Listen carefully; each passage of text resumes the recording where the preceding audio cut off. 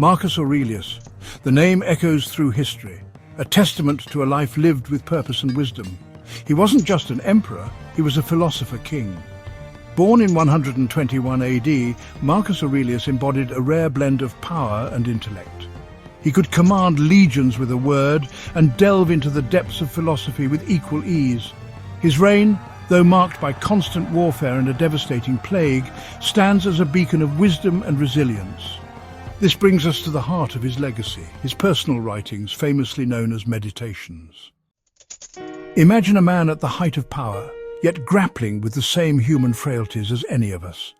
In Meditations we glimpse into his soul, his anxieties, his reflections on life, death, and the pursuit of virtue. This personal touch, this vulnerability, is what makes Meditations resonate even today. Marcus Aurelius wasn't preaching from a pedestal, he was sharing his struggles, his doubts, his journey towards inner peace. He wrote, "You have power over your mind, not outside events. Realize this, and you will find strength." His words weren't just profound, they were practical. He wanted to understand how to live a better life, how to face challenges with courage, and how to rule with justice and compassion. Centuries have passed, yet his words still hold power. We might not be Roman emperors battling barbarian hordes, but the challenges of the 21st century are no less daunting. The world feels increasingly complex, demanding and uncertain. We are bombarded with information, deadlines, and the constant pressure to achieve. This is where Marcus Aurelius speaks to us directly. His wisdom, forged in the crucible of adversity, offers a timeless roadmap for navigating the challenges of modern life. He reminds us that true strength lies not in avoiding adversity, but in how we respond to it. In a world obsessed with external validation, his emphasis on inner peace and virtue is a refreshing antidote.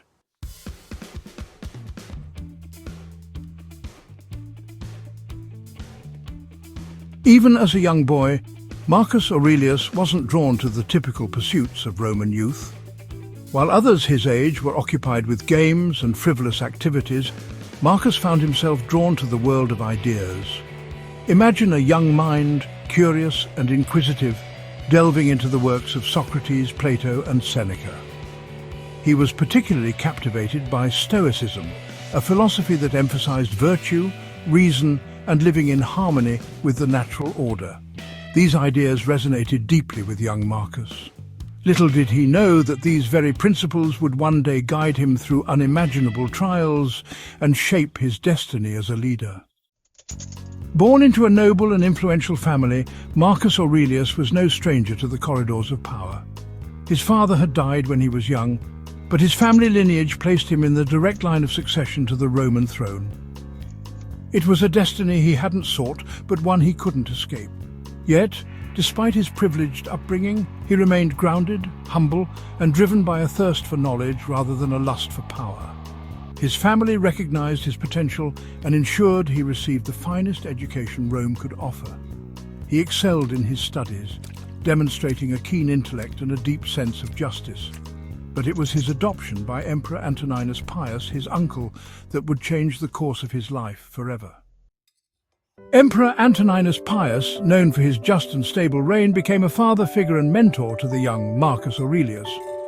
Recognizing his nephew's intelligence and integrity, the emperor saw in him the qualities of a future leader. Imagine the young Marcus, now a teenager, accompanying the emperor to meetings, observing firsthand the complexities of ruling a vast empire.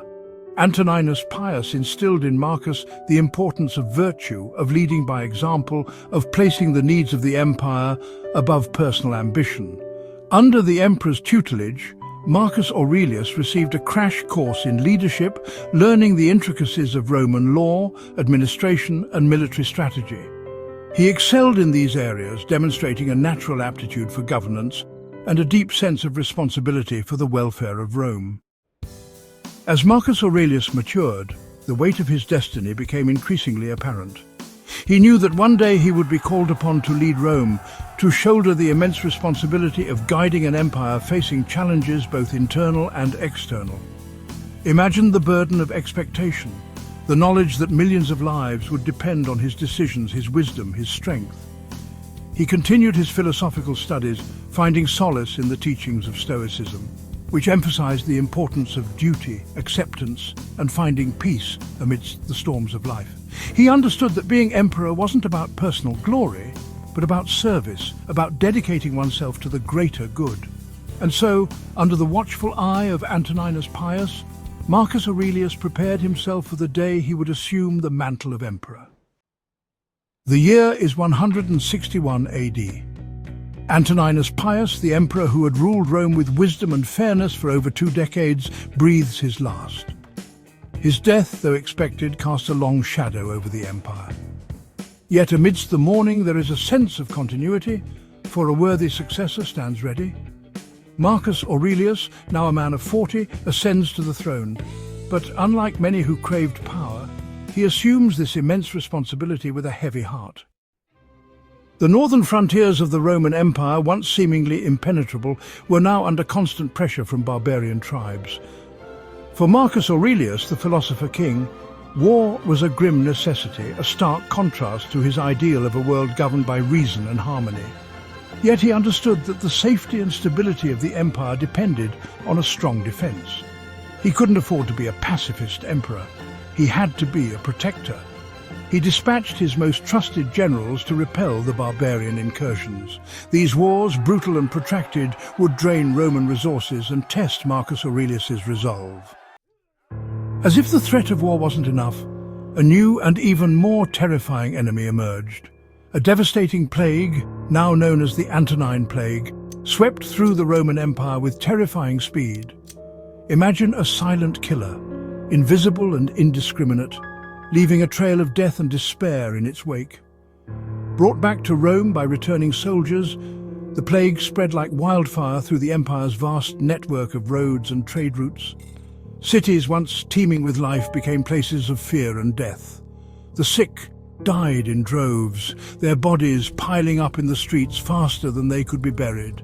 The plague raged for years, decimating the Roman population and weakening the empire's already strained resources. The combined weight of war, plague, and personal loss took a heavy toll on Marcus Aurelius. Imagine the emperor, alone in his chambers, the weight of the empire pressing down on him, haunted by the faces of his children, gone too soon. Yet even in the face of such adversity, he never surrendered to despair. He found solace in his writing, his journal, meditations, becoming his sanctuary, a place where he could grapple with his grief, his doubts, and his own mortality. He reminded himself that he could control only his own thoughts and actions, not the course of events. And so, the Philosopher King endured, his spirit unbroken, his resolve strengthened by the fires of adversity.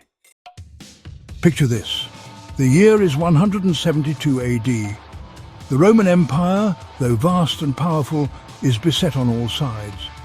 Barbarian hordes test the strength of its legions along the Danube River, while the echoes of war with the Parthians still resonate in the east. In the heart of this turmoil, Emperor Marcus Aurelius finds himself not in the opulent palace in Rome, but far to the north, in the rugged lands along the Danube frontier. He's not there to seek glory and conquest, but to oversee the defense of the empire, to rally his troops against the encroaching barbarian threat. For it is here, amidst the din of the military camp, surrounded by the harsh realities of war, that Marcus Aurelius turns to his writing, to his journal, which would later become known as Meditations. Imagine the emperor, after a long day of strategizing, retreating to his tent as the sun sets. The camp sounds fade as he lights an oil lamp and writes. Marcus Aurelius, now a philosopher, grapples with life, death, and virtue.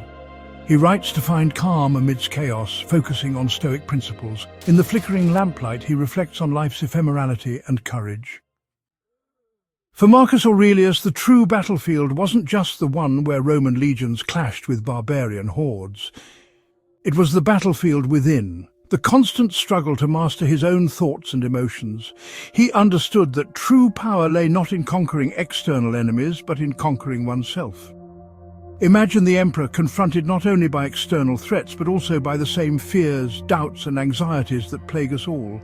He writes about the allure of anger, the seductive whisper of despair, the constant temptation to give in to negativity and cynicism. The happiness of your life, he writes in Meditations, depends upon the quality of your thoughts. He understood that our minds are like gardens. If we don't tend to them, if we allow weeds of negativity and fear to take root, they will choke out the flowers of hope, joy, and resilience.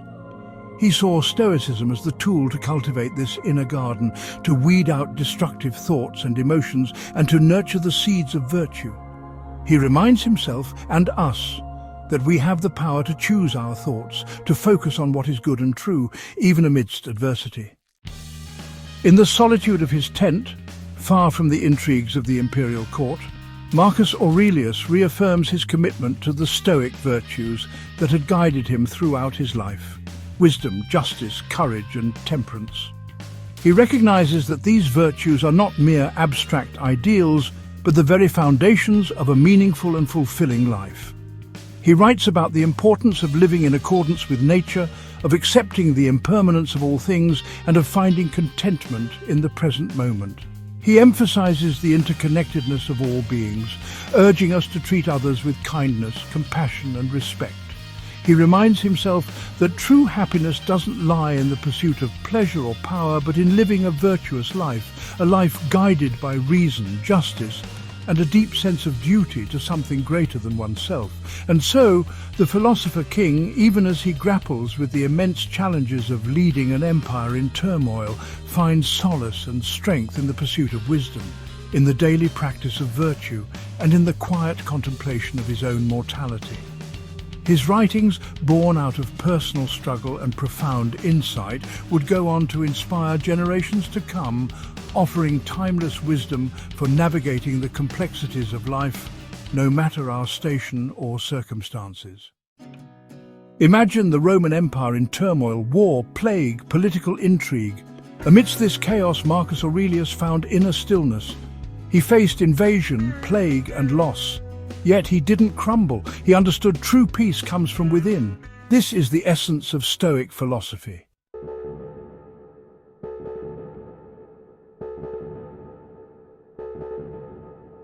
Imagine you're standing at the foot of a mountain, looking up. The mountain seems impossibly tall, insurmountable. But what if you were to climb that mountain to reach the summit? The view from the top, the vast expanse, the sense of perspective, would change your entire understanding of the mountain itself. This is the power of perspective, and it's something Marcus Aurelius cultivated through his study of Stoicism. He realized that our everyday problems, our fears and anxieties often loom large because we're too close to them. We lack perspective. Think about it. When we're caught up in the daily grind, in the small annoyances and frustrations of life, it's easy to lose sight of the bigger picture. We allow these things to consume our thoughts, to steal our peace. But Stoicism taught Marcus Aurelius to step back, to view his problems from a distance, to see them in the context of the grand scheme of things. He realized that, in the vastness of time and the universe, his problems, even those that seemed insurmountable, were but fleeting moments. One of the central tenets of Stoicism is the acceptance of impermanence. The Stoics understood that change is the only constant in life. Everything from the smallest insect to the mightiest empire is subject to the relentless flow of time. Think about the Singapore River, La. The water is always flowing, always changing. You can't step into the same river twice, right? The same goes for life. Every moment is fleeting, every experience unique. Marcus Aurelius embraced this truth. He knew that clinging to the past or fearing the future was futile. The only moment we truly have is the present. Time is like a river made up of the events which happen and a violent stream, he wrote in Meditations. For as soon as a thing has been seen, it is carried away, and another comes in its place, and this will be carried away too. This acceptance of impermanence wasn't about becoming passive or resigned. It was about finding freedom. Freedom from the shackles of attachment, from the fear of loss, from the illusion that we can control the uncontrollable. In the annals of history, Marcus Aurelius stands as a beacon of wisdom and resilience. He wasn't a perfect man, nor did he claim to be. He was, like all of us, flawed and prone to error. But he strived to live a life of virtue, of reason, of service to something greater than himself. And perhaps his greatest legacy is not the military victories or the expansion of the Roman Empire, but the enduring power of his words.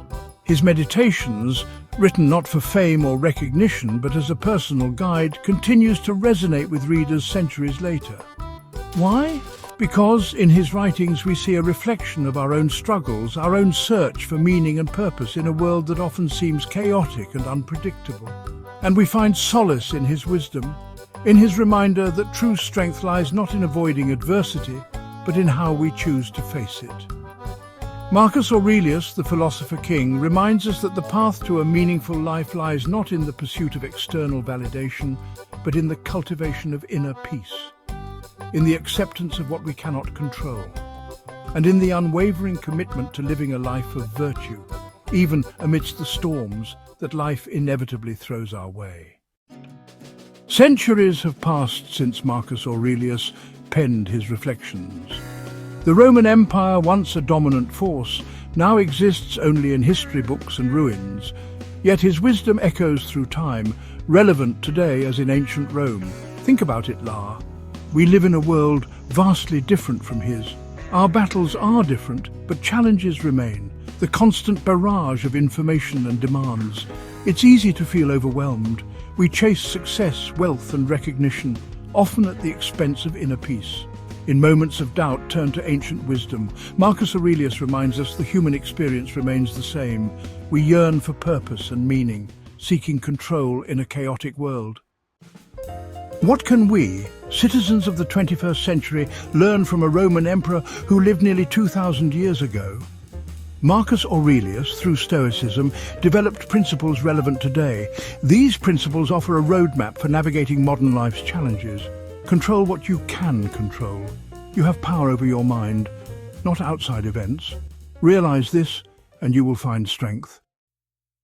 The enduring appeal of Marcus Aurelius lies not in his status as an emperor, but in his relatability as a human being. He grappled with the same fears, uncertainties and temptations as we do. He experienced loss, grief and disappointment. Yet through it all, he strived to live a life of purpose and virtue, guided by the principles of Stoicism. His writings, though penned centuries ago, speak to the very core of the human experience.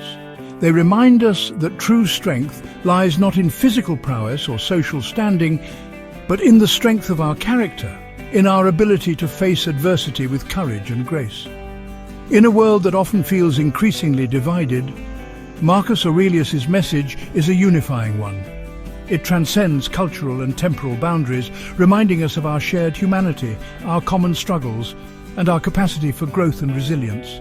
His words serve as a timely reminder that the pursuit of wisdom, of virtue, of a life well lived, is not a relic of the past but a timeless endeavour, as relevant and essential today as it was in the time of the Roman Empire. And in that pursuit, we find not only personal fulfillment, but also a path to a more just, compassionate and meaningful world.